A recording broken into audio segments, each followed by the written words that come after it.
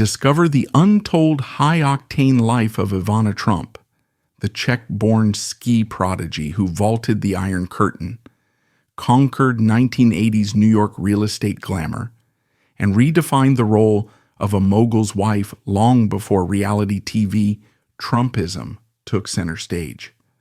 From her bold escape out of Communist Czechoslovakia to masterminding the marble and gold interiors of Trump Tower and the Plaza Hotel, Ivana transformed herself from model to millionaire business icon while raising 3 headline-making heirs. Yet behind the gilded banisters lay Cold War secrets, tabloid scandals, 4 marriages, including her stormy divorce from Donald Trump, and a 2022 staircase tragedy that stunned the world.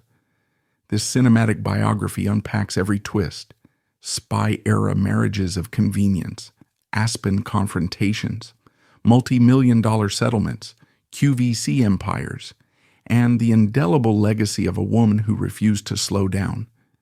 If you're searching for Ivana Trump biography, Donald Trump first wife, or the real story behind the Don't Get Mad, Get Everything legend, press play and step into a whirlwind of ambition, resilience, and unapologetic style.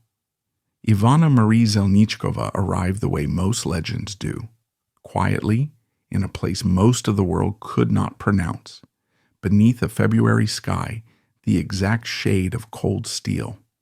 It was 1949, and Gott Waldorf, newly christened for the communist president, lay under a lid of ration cards and suspicion. Even the snow there seemed political. Yet in the 3rd-floor maternity ward of a soot-smudged hospital, a telephone operator named Marie drew her swaddled daughter close and whispered a sentence that would ricochet down the decades. Malalvis nigdy se neshovave. Little lioness, never hide. The midwife, exhausted from double shifts, barely looked up. Milos, the engineer father, inspected the infant's grip on his pinky and nodded as though approving the tensile strength of destiny. Outside, a party loudspeaker crackled slogans about collective effort. Inside, the baby stretched, one of those dramatic full-body stretches that seemed to announce a claim on oxygen, and the nurse jotted a note: voice formidable. Ivana's childhood was measured not in birthdays, but in border crossings she was told she could never make. That knowledge dripped into every bowl of buckwheat, every line outside a butcher shop, every cartoon on state television. To survive, the Zelniček family curated small freedoms. Weekend mornings, Milos strapped tiny skis to his daughter's boots and led her to hilltop clearings where pines breathed secrecy. There he taught her the subversive physics of momentum. Lean forward and the mountain yields. Lean back and you eat snow. They practiced turns tight enough to shake eavesdroppers from the branches. They practiced silence too, how to feel the wind tearing across your face and recognize it as a language smuggled in from elsewhere. School offered its own coded syllabus. In civics class, teachers extolled the virtues of collectivism. Ivana listened politely and then aced the test because correct answers bought time for more interesting pursuits. In the evening, she balanced algebra with contraband glossies that Uncle Ludwig mailed from Vienna, Vogue, Paris Match, a Sears catalog that smelled faintly of detergent and dollar bills. She traced the high-heeled silhouettes with a blunt pencil, converting centimeters to inches the way medieval monks converted pagan lore into Latin, part fascination, part salvation. By her teens, she was skiing like a rumor, swift, hard to pin down, unforgettable once you caught a glimpse. The national coaches noticed, the party noticed too. An invitation came. Join the Czechoslovak junior team. There would be travel, maybe even to the West. Her parents pasted on smiles, but the Statní bezpečnost, the STB, also pasted on smiles, and theirs stretched a little too wide. Athletes abroad were required to room with handlers who carried clipboards and sometimes pistols.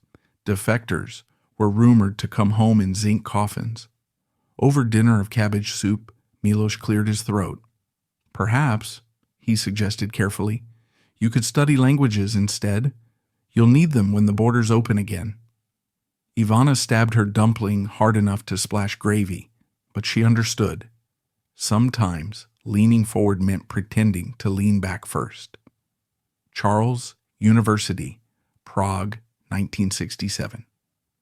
Just as student protests hummed under the cobblestones, she enrolled in physical education and tongues. Soviet tanks rolled in the following year, an iron rebuttal to the Prague Spring, but Ivana was already fluent in Plan B. She modeled part-time for the State Travel Bureau, posing in Jitex ski suits against styrofoam Alps splashed with fake sun. The camera liked her jawline. The functionary overseeing the shoot liked her discretion. He arranged for her to accompany a tourism delegation to Vienna. Before departure, Marie wrapped a St. Christopher medallion in tissue and slipped it into her daughter's bra strap. "For protection," she said. Ivana kissed her mother's cheek and pretended not to taste tears on the powder. In Vienna, she met Alfred Winkelmeyer, ski instructor, amateur dealmaker, Austrian passport holder. He admired her carving technique on the slalom demo course.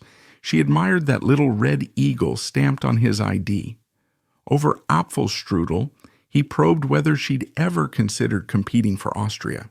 She asked, deadpan, whether Austrian wives receive exit visas. The marriage license was filed within weeks. That it contained more pragmatism than romance did not bother her. Love, she had observed, was optional, but mobility was oxygen. On her wedding night, she tucked the passport under her pillow and slept as soundly as revolutionaries do after crossing their first barricade. Montreal greeted her in 1973 with French syllables that snapped like starched linen and modeling agencies hunting for continental mystique. She walked her first Canadian runway in a faux fur parka, hair piled like a snowdrift, stride calibrated to telegraph both Siberian endurance and Fifth Avenue swagger.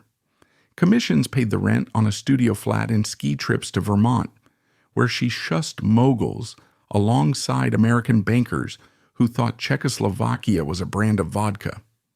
One such weekend in '76, she boarded a flight to New York for a Winter Olympics promo and dined at Maxwell's Plum, that rococo riot of stained glass and disco lights. A man with a tie, the color of confidence, intercepted her exit. "Donald Trump," he announced as if unveiling a skyscraper. "Ivana Winkelmeyer?" she replied, undeterred by the fact she'd filed for an annulment days earlier. Within 15 minutes, he'd promised her the best table, the best limousine, the best life anyone had ever imported from behind the Iron Curtain. At closing time, he handed her a wad of cash for cabs and his private office line for destiny. She accepted both, because one never knew which number would ring first. Their courtship moved at the speed of real estate speculation, dizzying optimism secured by a prayer and someone else's money. She toured half-built properties in hard hats, identified marble that properly resembled moonlight, and corrected Donald's pronunciation of Czech endearments until he could nearly pass for a Prague valet. They married in 1977 under Marble Collegiate Church's Gothic beams, Reverend Norman Vincent Peale blessing them with a sermon on positive imaging. The guest list spliced New York old money with nouveau flash, Morgans, Tisches, stretch limousine news directors, two displaced Habsburg cousins who quietly compared notes on dynastic resilience.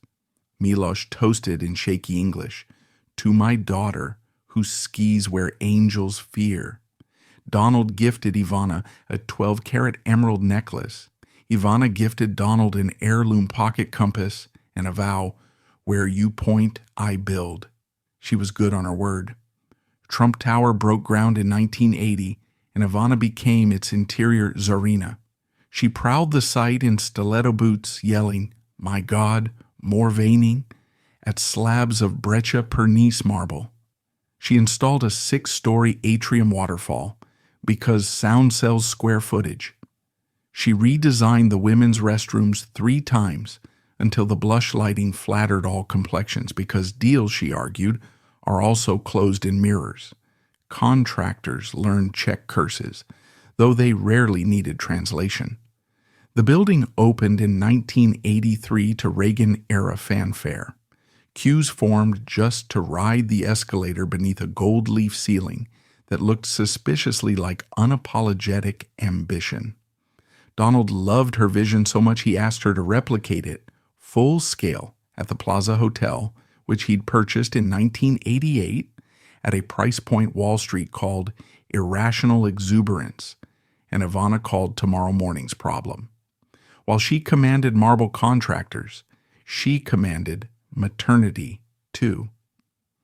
Donald Jr. arrived in 1977, blinked at the crystal chandeliers, and cried as though appraising market value. Ivanka followed in 1981, her first word allegedly deals. Eric completed the triumvirate in 1984. Ivana drafted schedules that would shame West Point. Mandarin lessons at 9, chess at 11, horseback at 1, manners at all hours. She taught them that ambition without polish is just hunger, and hunger without secrets is dangerous. Summers in Palm Beach, she forced them to write postcards to Czech relatives so they'd remember their grandmother's soup recipe alongside their father's aircraft tail number. But late nights at the plaza taught her another lesson. Sometimes the echoes in grand ballrooms are warning shots. Donald's magnetism, once so sharply focused on their shared empire, began to refract. The tabloids sniffed lipstick on cufflinks and printed rumors that sounded suspiciously like Marla Maples. In December 1989, the Trump entourage decamped to Aspen for Christmas. On a ski slope glittering blue-white under Klieg light moon, Ivana confronted Marla at Bonnie's restaurant. Patrons swore the temperature dropped 10 degrees when the women locked eyes. Marla allegedly stammered, "I love him. What do you want me to do?" Ivana's voice, honed by years of boardroom acoustics, shot across the deck, showed some decency. The next morning, every checkout aisle from Des Moines to Dubai blared the headline destined to haunt them all, "Best sex I've ever had." Within months, Ivana filed for divorce, citing cruel and inhuman treatment. Private pain went public in 96-point font. Reporters camped on Fifth Avenue.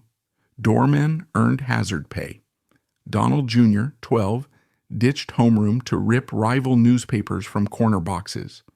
Ivanka rang her mother's plaza suite after midnight, sobbing about classmates who traded gossip like baseball cards. Eric retreated into Lego skyscrapers no adult could enter. Ivana moved legal mountains with the ferocity she once applied to designing penthouse foyers.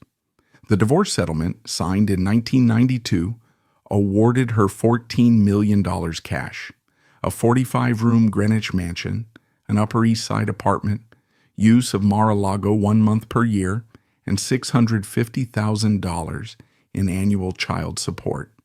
She lost the plaza but kept her surname because, she chuckled to Barbara Walters, it's good for business.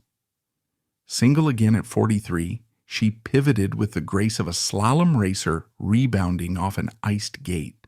She formed Ivana Inc., rolled out fragrance called Ivana in a bottle shaped like a Roman column, plastered her face on QVC exclusive knits that promised St. Moritz chic, Staten Island price. Segments sold out in minutes. Grandmothers in Des Moines punched speed dial buttons like day traders, smelling a bull market.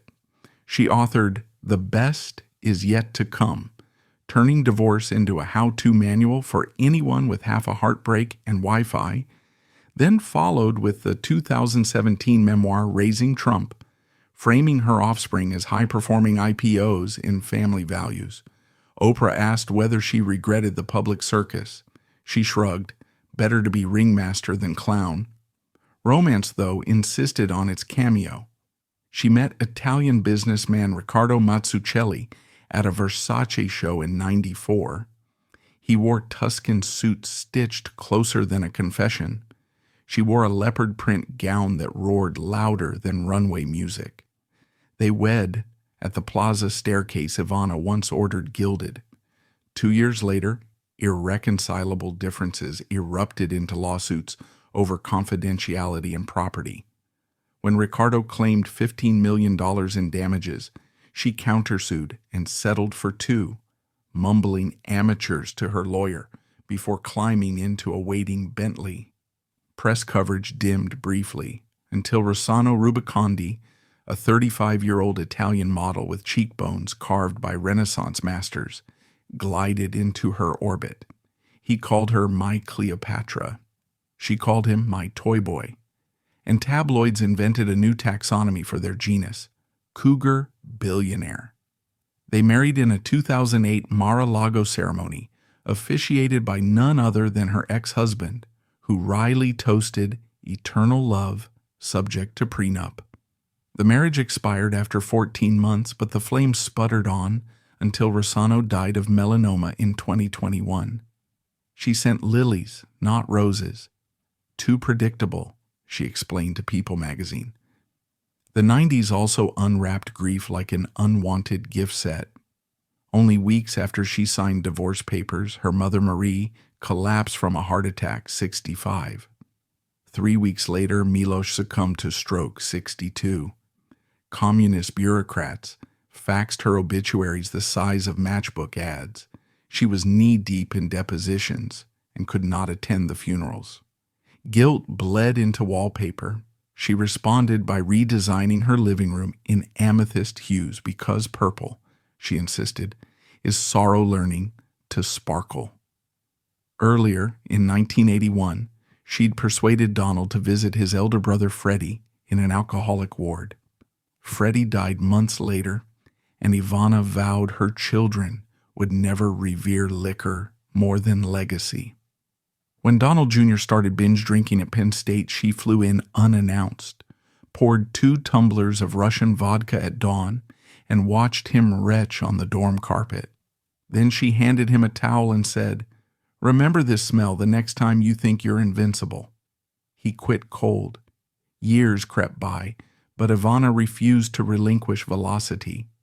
Barcelona Olympics, Monaco Grand Prix, Cannes premieres? Her passports thickened like Russian novels. She purchased an Alaskan fishing lodge site unseen because a friend bet her she wouldn't. She learned to drive a speedboat at 61, her hair scarfing behind like a flag of one. She once told Tatler that if a woman can't outrun regret, she should at least outrun traffic. She hosted charity galas for pediatric AIDS, chaired a polar bear conservation fundraiser where she auctioned private ski lessons with herself, the winning bid, $120,000, and commissioned a perfume line whose top note was Moravian plum in homage to the compote her mother used to bottle for winter.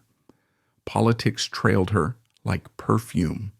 When Donald ran for president in 2016, reporters dug up a 1989 divorce deposition wherein she described an episode of marital assault, later recanting criminal connotations, but not the humiliation. She issued a statement wishing him luck, then told Good Morning Britain she could have been vice president if she'd wanted to. Critics deemed it narcissistic.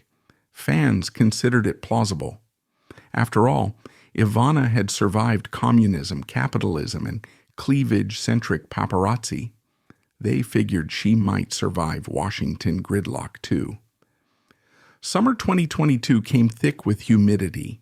Ivana split her time between New York and Saint-Tropez, finalizing itinerary for what she called her annual vitamin D pilgrimage.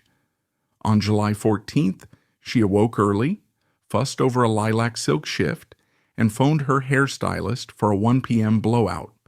Somewhere between the second espresso and the taxi reservation, she slipped on the polished marble of her own spiral staircase. 12 steps down, gravity, her oldest foe and teacher, claimed repayment. The medical examiner cited blunt impact injuries. The tabloid screamed irony. A life of glitz undone by an architectural flourish she'd once bragged about to Architectural Digest. The funeral unfolded 6 days later under limestone arches of St. Vincent Ferrer.